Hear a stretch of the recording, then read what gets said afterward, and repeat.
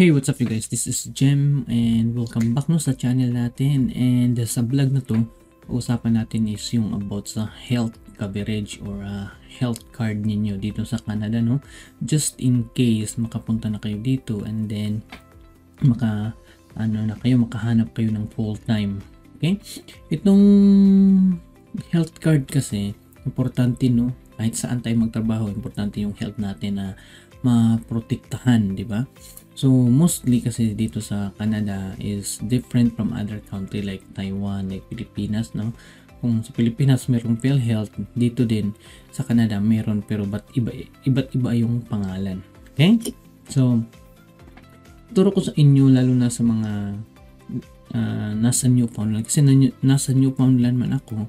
So hindi ko alam yung ibang health card or health na coverage pagdating sa ibang province, no? Pero same lang ang proseso nito at same lang din yung pagkuha, no? And iba-iba lang yung pangalan.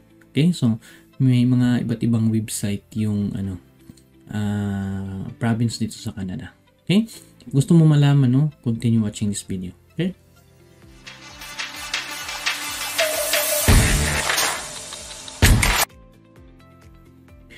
Okay. So ngayon, since andito ako sa Newfoundland, ang maituro ko sa inyo pagdating sa health card is yung sa MCP.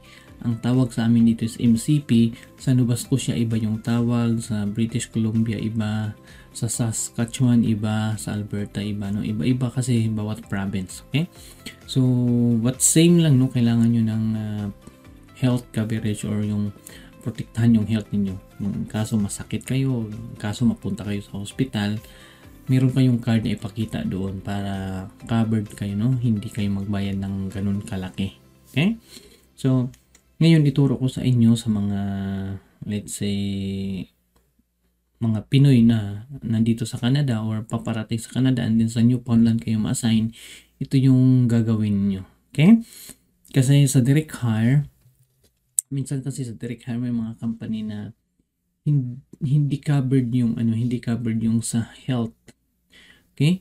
So, iba yung sa napanood nyo ng mga scam, no, na magbayad daw ng health insurance. Alam nyo bakit merong mga ganun na health insurance? Kasi mostly sa mga direct hire and then mga legit na employer, no, kahit mga legit employer, hindi covered yung health coverage. It's because seasonal lang kasi karamihan. Okay?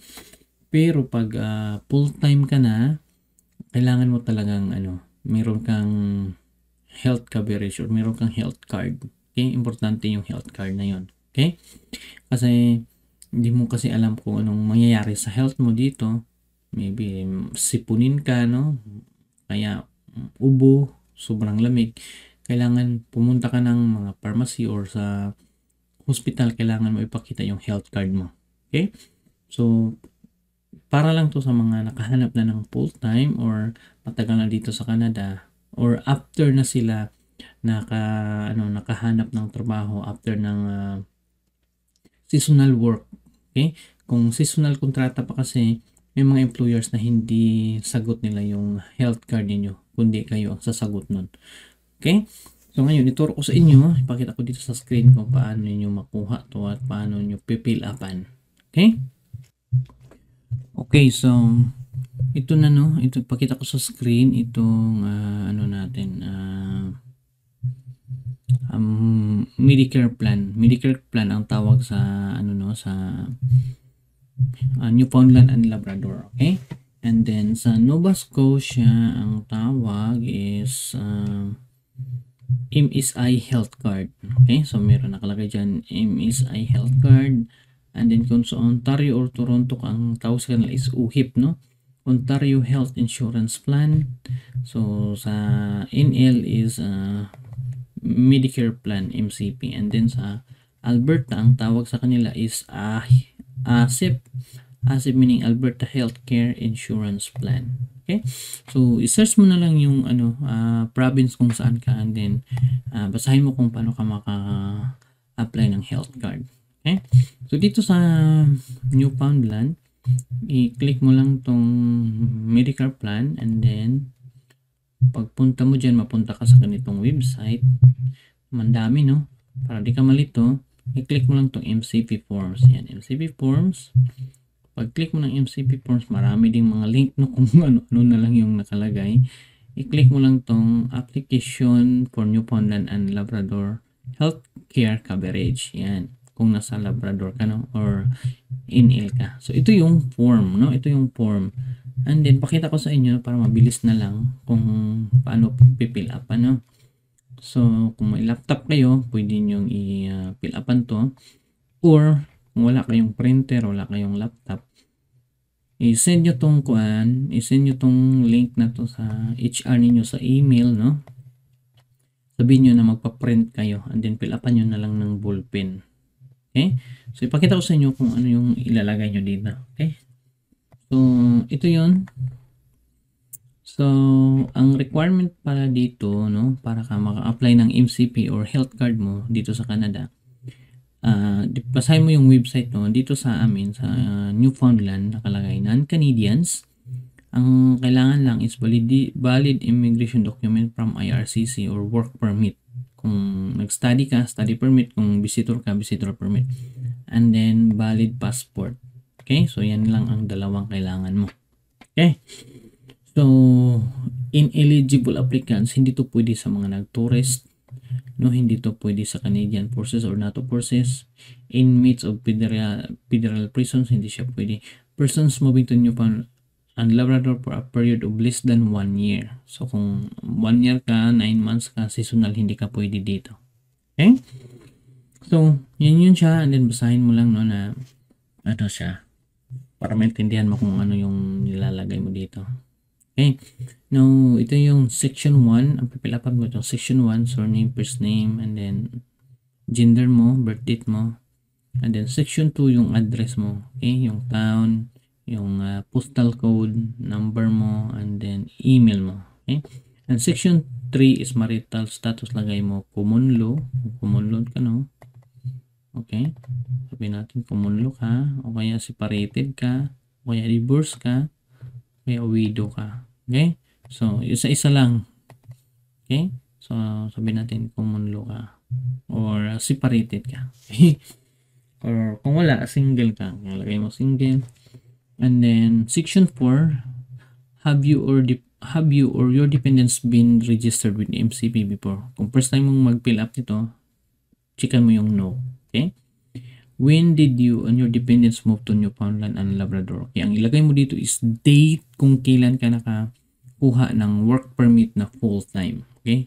Sa work permit mo may nakalagay doon na date. Kailan yun? Yan yung ilagay mo dito, ha?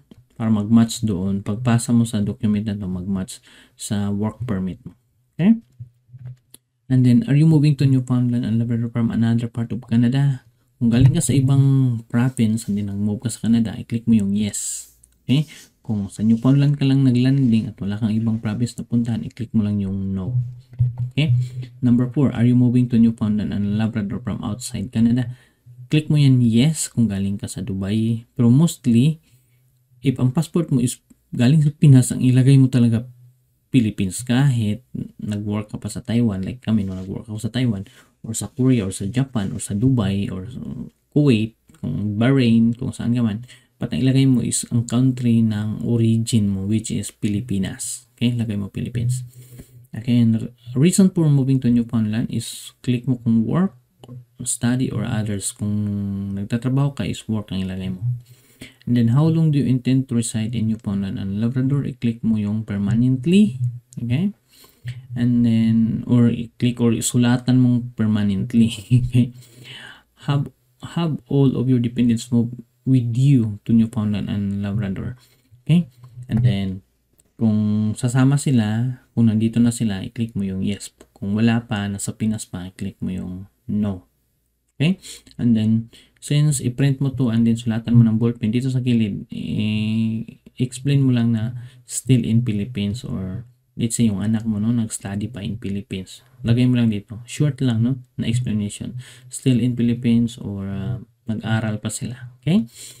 Number 8. Are any of applicants listed on this form member of Canadian Forces, NATO, part-time reserve, name of applicants? So, kung di man sila members sa mga ganito, huwag mo na lang lagyan yan. Okay?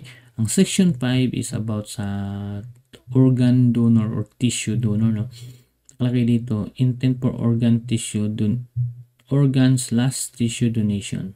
Okay? So kami, hindi man kami nag-donate ng donor or nag-donate ng organ. So, leave mo lang to na blank. Okay? Proceed ka sa number 6. And then, pangalan mo, no? Jim Rom, ganyan. And then, nakalagay dito, electronic or written signature of applicant. Okay? Kung ballpen, pipilapan mo ng ballpen, permahan mo dito. And then, pangalan mo. And then, date. Okay? And then, after nyan, i-send mo tong tatlong document, no? Dito sa address na to, MCP 45 Major Spot, PO Box 8700, St. John NL. So, ipadala mo to sa post office, no? Padala mo to sa post office. Itong form na to, ito lang na page siya, itong sa taas, itong page 1, hindi mo na to isama. Instruction lang to. Okay? So, itong page to lang ang i-print mo. And then, yung work permit mo at yung photocopy ng passport mo. So, tatlo lang, no? Tatlo lang. And yung isend mo dito sa address sa baba. Yan. Okay? So, wait ka na lang ng 2 weeks or 3 weeks and then ma-receive mo na yung MCP card mo. Okay? Okay, pakita ko sa inyo yung MCP card. Ano ba hitsura nun? Para magka-idea kami. Okay? Ang MCP card is ganito siya, no? Ayan. Okay? Takpan ko lang yung number ha, kasi Ayan. Ganyan yung MCP card. And then, ang likod, ganyan siya. Okay? So, ganito siya. MCP card. I-shake ko na lang, baka makuha pa yun yung number. Ayan siya. Okay?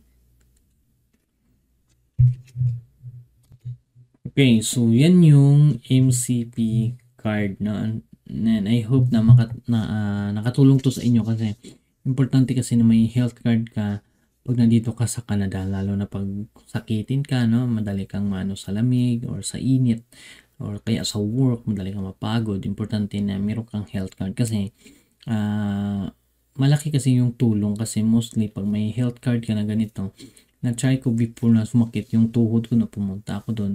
And then full coverage ako. So wala akong binayaran kahit piso. Okay? So libre siya. And sa mga seasonal, no, na walang health card or hindi sinuport ng employer ng health card, magtanong kayo kung ano yung pwedeng option. Kasi nung nag-seasonal ako, no, wala kaming health card pero kinuhaan kami ng ibang plan or private siya, no, hindi siya public. Kasi itong MCP or itong mga iba't ibang healthcare na sa province is siya, sa government siya, which is free lang siya, no. And dati seasonal pa ako, meron akong isang card, ito yun, Blue Cross, no, Blue Cross yan. So ito yung sa seasonal ko pero hanggang ngayon nagagamit ko pa rin, no? Pwede siya gamitin pa rin. So pinakita ko yung dalawang card, no, pumunta ako sa chiropractor and sabi niya, uy, full coverage ka, so wala kang babayaran kahit piso. So napaka-importante kasi dito sa Canada meron kang health card. Ang iba nga, no, nagkuha sila ng family doctor or yung may sarili silang doktor para magpatingin. Pero sa mga seasonal, no, na baguhan pa at wala pang kaya kumuha ng family doctor, ganun lang yung gawin ninyo, no? Yan yung isang posible ninyong bantayan, lalo na pag naka full time na kayo. Okay? So I hope this video helps you. Again, this is Jim. Thanks for watching and see you next time.